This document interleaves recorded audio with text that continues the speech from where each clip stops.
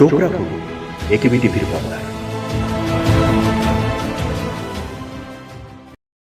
৪ঠা মে ভারতবর্ষের রাজনৈতিক ইতিহাসে একটি বড় অধ্যায় রচনা হতে চলেছে।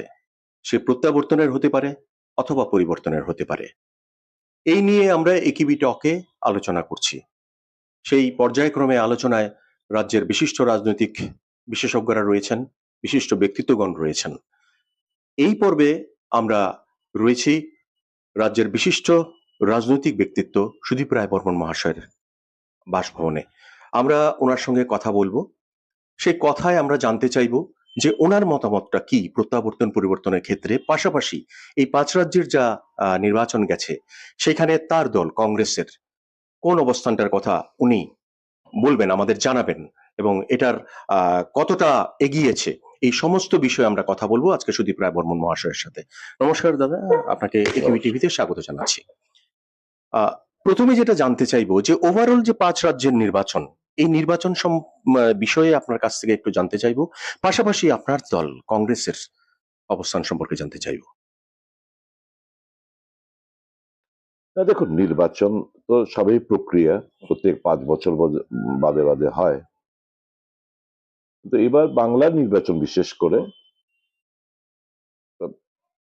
সবাই আপনার কৌতূহল বাংলায় কি হতে চলছে সেটা জানার জন্য। অন্যান্য বারের মতো এবার নির্বাচন নয়, একটু কমপ্লেক্স নির্বাচন, খুব একটা সিম্পল ইকুয়েশনের ওপর নির্বাচনটা হবে না, এবং নীরবে মানুষ ভোট দিয়েছে। বিজেপি পার্টির সঙ্গে খুব একটা লোক জড়ায়নি, তৃণমূলের সঙ্গে জড়ায় নাকি অন্যান্য রাজনৈতিক দলের সঙ্গে আমরা খুব একটা পাবলিককে জড়াতে দেখি না। হ্যাঁ, দলের কার্যকর্তা কিংবা অ্যাক্টিভিস্ট তারা জড়িয়েছে। বিভিন্ন জায়গায় যে আমরা প্রচারে গেছিলাম, এখানে আমাদের স্ট্রেংথ যতটুকু পথসভায় আমরা দেখেছি, বাজার সবাই দেখেছি, যা স্ট্রেংথ আমাদের ছিল শাসক গোষ্ঠীর কিংবা মুখ্য অপোজিশন পার্টি বিজেপির, এরকমের লোক সংখ্যা আমরা দেখতে পেরেছি, কিন্তু মানুষের খুব একটা দাঁড়িয়ে শুনবে কৌতূহল সেটা ছিল না। তবে বোঝা যায় মানুষের, আমাদের কথার উপর নির্ভর করে মানুষ ভোট প্রদান করবে না। মানুষ একটা সিদ্ধান্ত নিয়ে রেখেছেন পশ্চিমবাংলার ব্যাপারে।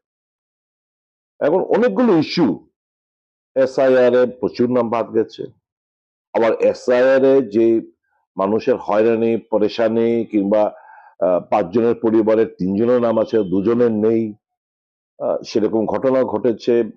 মাইনরিটি যেমন নাম কাটা গেছে, হিন্দুদের নাম কাটা গেছে, মতুয়াদের নাম কাটা গেছে। তো এই যে ভোটটা একটা হলো, এটা কি এই এসআইআর এর মানুষ যে হয়রানি হয়েছে, হয়রানির শিকার হতে হয়েছে, তার প্রতিবাদের ভোট হলো কিনা, এটা একটা মস্ত বড় প্রশ্ন।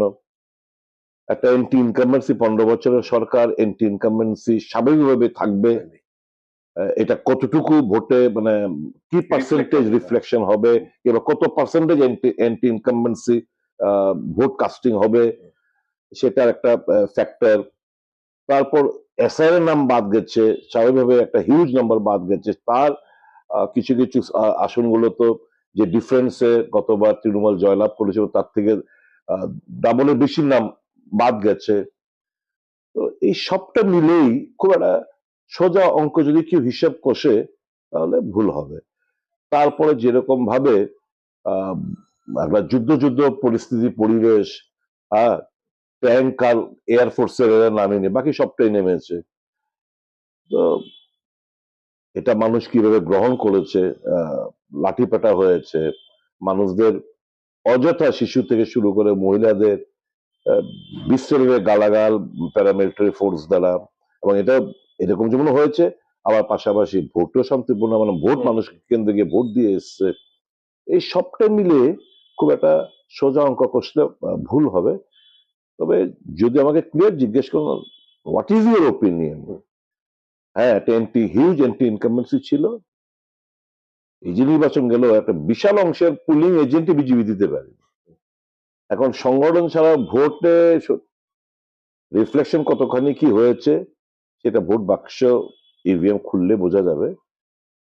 তবে আমার ধারণা, ব্যক্তিগত ধারণা, এখনো অ্যাডভান্টেজ টিএমসি অ্যাডভান্টেজ মমতাই থাকবে বলে আমার ব্যক্তিগত ধারণা পশ্চিমবাংলার ক্ষেত্রে। যদিও মিডিয়া এক্সিট পোল সেরকম হাইপ একটা তৈরি করেছে, আমার মনে হয় না যে জিনিসটা আপনার এই কি বলে এটা এক্সিট পোলে দেখাচ্ছে এটা বাস্তবে রিফ্লেকশন হবে বলে আমার ব্যক্তিগত আমার মনে হয় না। আর কংগ্রেস আমরা লড়াই করেছি 294 খানা সিটে, আমাদের তো কিছুই ছিল না, তারপরেও আমরা আশাবাদী আমরা আমাদের সংখ্যা ভোট পার্সেন্টেজও বাড়বে আর আমাদের আসন সংখ্যা ডাবল ডিজিটে গিয়ে পৌঁছবে। এটা আমাদের কনফিডেন্স। এখন বাকিটা ভোট ইভিএম বাক্স খুললেই বোঝা যাবে। দাদা, এই যে ভোট যে ইনক্রিজ হয়েছে, পার্সেন্টেজটা যে ইনক্রিজ হয়েছে, সেটা কোন দিকে, মানে এটা এটা আপনার মতে কি, মানে কোন দিকে ভোটটা বেশি গেছে? দেখুন, অন্যান্য নির্বাচনে কি হতো, ডেড ভোটারদের নাম থাকতো, স্থানান্তরিত ভোটারদের নাম থাকতো, যাদের নাম একটা সময় ছিল বাড়ি বিক্রি করে চলে গেছে তাদের নাম থাকতো, শিফটেড ভোটারদের নাম থাকতো। এই নির্বাচনে সেই নামগুলো ডিলিটেড হয়ে গেছে। তো স্বাভাবিক, অন্যান্য নির্বাচনে ধরুন 1000, একটা উদাহরণ দিয়ে বলছি, 1000 নাম আমার মধ্যে দেখা যাচ্ছে ডেড, শিফটেড, স্থানান্তরিত এই সমস্ত কিছু মিলে 300 নাম এমন ভোটার লিস্টে থাকতো। 700 জন বৈধ ভোটার, 700-র মধ্যে 650 গিয়ে ভোট দিয়েছে। তার মানে হিসেবটা হতো 1000-এর মধ্যে 650 গিয়ে ভোট দিয়েছে। হিসাবটা তাহলে 700 মানে 650 গিয়ে ভোট দিয়েছে। তাহলে ওই নামগুলো তো এবার বাদ দিয়ে গেছে, খালি ভোট পার্সেন্টেজ বেড়ে গেছে। হ্যাঁ, তারপর এটা বাদ দিলেও 2-2.5% ভোট এবার বেশি পড়েছে। এটা এখন সে ফ্যাক্টরগুলো বললাম, এটা কি এসআইআর এর হয়রানির বহিঃপ্রকাশের ভোট, বিক্ষোভের ভোট, সেটাই এন্টি ইনকাম্বেন্সির ভোট, এটা যেটা রয়েছে এন্টি ইনকাম্বেন্সি, সেটাই ইভিএম খুললে বোঝা যাবে। নির্বাচনের ক্ষেত্রে যে টিএমসি, মানে আমরা দেখেছি দাদা যে টিএমসি ভার্সেস ভারতীয় জনতা পার্টির লড়াই, মানে পশ্চিমবঙ্গের এইটাই পিকচারটা এসছে। সেইখানে যদি আমরা প্রত্যাবর্তন ধরি বা পরিবর্তন ধরি, সেখানে টার্নিং পয়েন্টটা কি, টার্নিং ইস্যুটা কি? দুটো ক্ষেত্রে টার্নিং ইস্যু বলতে, ধরুন প্রত্যাবর্তন হলো, কোন ইস্যুতে প্রত্যাবর্তন হতে পারে, বা পরিবর্তন হলো কোন ইস্যুতে পরিবর্তন হতে পারে? 15 বছরের তো একটা এন্টি ইনকাম্বেন্সি আছে, মানুষের প্রত্যাশা অনুসারে যে কোনো সরকারি কাজ মানে মানুষকে তুষ্ট করা যায় না, একটা ইনকাম্বেন্সি আছে। যদি পরিবর্তন হয় সেটা, এবং এসআইআর একটা ভালো পার্সেন্টেজ নাম বাদ গেছে, এটা একটা কারণ হতে পারে। আর প্রত্যাবর্তন যদি হয় তাহলে বলবো মমতা যে বেঙ্গলি সেন্টিমেন্টাল কার্ড খেলতে পেরেছেন, এটা রিফ্লেকশন ভোটে হবে। আমরা সেটা আমার মনে হবে আর কি, যে মমতা একটা জিনিস বুঝিয়েছেন, আমরা বাঙালি রাজত্ব চলছে, আমি পরিবর্তন হয়ে গেলে এটা গুজরাটি বা হিন্দি বলয়ের রাত চলবে, আপনারা সেটা চান কিনা? তো মানুষ তো শুধু এন্টি ইনকাম্বেন্সি যেমন তৃণমূলের এগেনস্টে পশ্চিমবাংলায় রয়েছে, 12 বছরের এন্টি ইনকাম্বেন্সি এনডিএ দিল্লি সরকারের মানে কেন্দ্রীয় সরকারের যা ঘটনা বললি, সেগুলো কিন্তু মানুষ আজকাল এত বোকা নন। মানে সোশ্যাল মিডিয়া মানুষ ফলো করেন, ন্যাশনাল চ্যানেলগুলো, গদি মিডিয়াগুলো না দেখালেও মানুষ কিন্তু প্রতিদিন এই দৈনন্দিন খবর, দেশে কি হচ্ছে না হচ্ছে সবটাই খবর রাখেন। তো স্বাভাবিকভাবেই এন্টি ইনকাম্বেন্সি যদি মমতা তৃণমূলের 15 বছর রাজত্বের হয়ে থাকে, মানুষ সেটাই বিবেচনা করবে যে মোদী সাহেব 12 বছরের কি সরকার আমরা পেয়েছি, কেন্দ্র সরকার কি পেয়েছি, গরিবী বেকারত্বের জ্বালা থেকে কতটুকু কি মুক্তি দিতে পেরেছে, বেসরকারীকরণের পথে হাঁটছে, সমস্ত অ্যাসেট গুলোকে বিক্রি করে দিচ্ছে, মুদ্রাস্ফীতি, টাকার ভ্যালু কমে যাচ্ছে, জিনিসপত্রের দাম হু হু করে বেড়ে যাচ্ছে। এই জিনিসগুলো মানুষ কিন্তু কনসিডারেশনে আনবেন।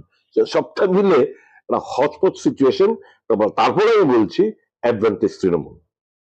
আমরা দেখেছি পশ্চিমবঙ্গে একের পর এক বিভিন্ন রকম ঘটনা, যেমন আরজি কোড থেকে আরম্ভ করে বিভিন্ন চাকরি কেলেঙ্কারি বা বিভিন্ন রকম হাইকোর্ট, বিভিন্ন ক্ষেত্রে এই ধরনের আছে। এগুলো এই নির্বাচনে কতটা প্রভাব ফেলতে পারে? প্রভাব তো পড়বেই। অন্তত কিছু কিছু জায়গায়, যেমন আরজি করের ঘটনা, তো ভিক্টিমের মাই দাঁড়িয়েছে, তো কিছুটা হলে তো প্রভাব পড়বে। ইস্যুগুলো তো এটা ইস্যু ছিল, সকল দলই ইস্যুকে জাগ্রত করে মানুষের ইমোশনটা, সেন্টিমেন্ট, রাগটাকে ভোট ব্যাংকে কনভার্ট করার চেষ্টা করেছে। তারপর আরো অন্যান্য ইস্যু ছিল যেগুলো মানুষের নজর কেড়েছে, তো সেগুলোর উপর নির্ভর করবে কতখানি কি। তারপর সবটা মিলিয়ে আবারও আমি বলছি, বিজেপি এত উৎফুল্ল হওয়ার কোনো কারণ নেই। আমার ব্যক্তিগত ধারণা ওই ইন এন্ড অ্যারাউন্ড 100, 102, 5, 7, নয়তো 95, 90, 95 ওই সংখ্যার মধ্যে থাকবে, আর বেশি কিছু না।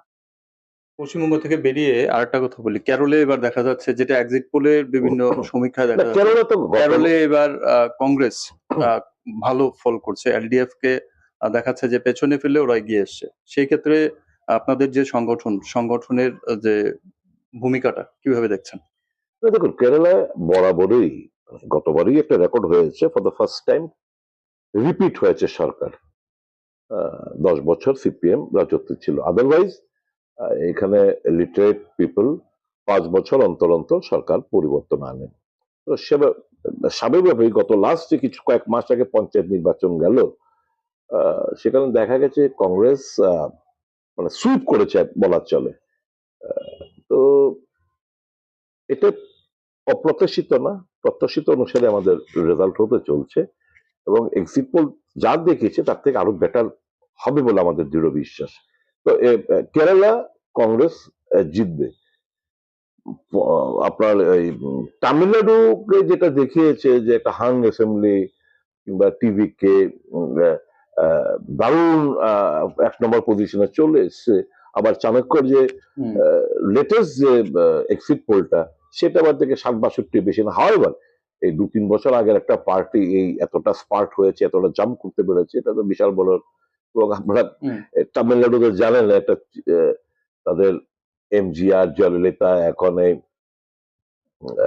টিভিকে, এরা এদের তো একটা বিশাল বড় একটা সাময়িক হয়তো হতে পারে, কিন্তু বাট স্টিল এরা আত্মপ্রকাশ একটা স্বাভাবিকভাবেই এটা আগামী দিনে একটা চিন্তার কারণ, কতটা বজায় থাকবে সেটা আগামী দিনে বলবে। তারপরে বি আর কনফিডেন্ট যে ডিএমকে নেতৃত্বেই তামিলনাড়ুতে সরকার হবে। পুডুচেরিতেও আমার ধারণা এখানে কংগ্রেস এবং অ্যালায়েন্স সরকার হবে। আসামে আরেকটা হচ্ছে পিকুলিয়ার একটা ডিলিমিটেশনের পরে, এলাকা পুনর্বিন্যাসের পরে ফার্স্ট ইলেকশন হচ্ছে। খুব খুব নগণ মানে কি বলবো, মানে এক্সপোজ হয়ে বিজেপি সমস্ত কিছু যে ডিলিমিটেশনের যে ক্রাইটেরিয়া, সেই ক্রাইটেরিয়া ভেঙে এরকম ভাবে ওরা ডিলিমিটেশন করেছে যাতে করে তাদের সংখ্যাটা, আসন সংখ্যাটা বেশি থাকে। যেমন ধরুন বরাক ভ্যালি 15টা সিট ছিল আগে, বরাক ভ্যালির কথাই বলি, সেখানে পপুলেশন তো বেড়েছে, সিটের এই সিটগুলো কি হয়েছে, এখন বরাক ভ্যালিতে 15 জায়গায় 13টা করে দিয়েছে, কেটে নিয়ে সংখ্যাটা অন্যদিকে দিয়েছে যেখানে তাদের স্ট্রং হোল্ড। এরকমই কাটাচেরা হয়েছে যে ধরুন আমি আপনাকে মানে যদি 8 বর্দোয়ালি, 9 বনাম মল্লিকপুর, অবাম ভোটার বেশি। এখন ধরুন এই দুটোকে ক্লাব করে এরকম ভাবে কাটছাট করা হয়েছে যে একটা পার্সেন্টেজকে কেটে নিয়ে দুটোকে ক্লাব করে একটা সিট করেছে, আর আরেকটা পোর্শনে কেটে নিয়ে একটা খয়েরপুরের সঙ্গে মার্চ করেছে, আর একটা বাধারঘাটের সঙ্গে মার্চ করেছে। তাহলে 8 আর 9 মিলে একটা কনস্টিটুয়েন্সি, বাকি পোর্শন বাধারঘাট ধরুন সিপিএম একটু স্ট্রং, খয়েরপুর একটু সিপিএম স্ট্রং, এখানে তাদেরকে আর একটু বেটার করে দিল। এরকম ভাবে উইথাউট এনি মানে ক্রাইটেরিয়া ফুলফিল না করে জিনিসগুলো করেছে তাদের অ্যাডভান্টেজ নেওয়ার জন্য। কাজে স্বাভাবিকভাবে বিজেপি এখানে অ্যাডভান্টেজেস পজিশনে রয়েছে বিকজ অফ ডিলিমিটেশন। যদিও ভোট পার্সেন্টেজ কংগ্রেস ভালো পাবে হয়তো, বা তারপরে এত কিছু করার পরেও একেবারে যে ইজি কেক যেটা যেটা এক্সিট পোলে দেখাচ্ছে সেরকমটা হবে না, খুব কাছাকাছি থাকবে। Edge over BJP in Assam, আমার ব্যক্তিগত অভিমত। তো এই তো মোটামুটি আমাদের এখানকার যে 5 রাজ্যের নির্বাচনের যেটুকু আমি নির্বাচনটাকে বুঝি সেটুকু আমি বর্ণনা করলাম। বাকিটা 4 তারিখ সকালবেলা থেকে ট্রেন্ড বোঝা যাবে, 11টা, 11:30, 12টার মধ্যে পরিষ্কার হয়ে যাবে চিত্রটা কি চলছে হতে চলছে। তাহলে দাদা আমরা ধরে নিতে পারি যে যদি প্রত্যাবর্তন হয় সেখানে বাঙালি স্বাভিমান যেটা আছে এটা বড় একটা ফ্যাক্টর হয়ে দাঁড়াবে। আবার বলুন। আমরা যদি প্রত্যাবর্তন হয়, টিএমসি যদি প্রত্যাবর্তন হয় তাহলে সেখানে মমতা ব্যানার্জি হ্যাঁ। সুযোগ করে দিয়েছে মোদি, অমিত শাহ সাহেব এবং প্রত্যেকটি রাজ্যের হেমন্ত বিশ্ব শর্মা, যোগী আদিত্যনাথ থেকে শুরু করে রেখা গুপ্তা থেকে কারা আসেনি, সব সবাই চিফ এসেছে। মিনিস্টার সব আগে ত্রিপুরা সবাই। থেকে 350 মন্ত্রী বিধায়ক চিফ মিনিস্টার থেকে শুরু করে সবাই 350 শিখি একদিন নেতাও গিয়ে ওখানে ক্যাম্পেইন করেছে। তো মানুষ তো দেখছে আরে বাবা রে, আমরা বাঙালি সেটা কোথেকে এসে গ্রাস করছে, এটা তো আগামী দিন ভয়ঙ্কর ব্যাপার হয়ে দাঁড়াবে। আর বাকি ঘটনাগুলো অ্যাক্রস দ্য কান্ট্রি কি চলছে বাঙালিরা তো দেখছে। তো একটা স্বাভাবিক একটা সেন্টিমেন্ট হয়তো বা মমতা সেই জায়গায় খেলেছে, তো হয়তো বা এই ইমোশন এবং সেন্টিমেন্ট কিছু খানিকটা হলো মমতাকে অ্যাডভান্টেজ দেবে বলে আমার ধারণা। দাদা অসংখ্য ধন্যবাদ আপনার এই বহুমূল্য মতামতের জন্য। Thank you. একেবি টিভির পক্ষ থেকে আপনাকে কৃতজ্ঞতা অনেক জানাচ্ছি। অনেক ধন্যবাদ।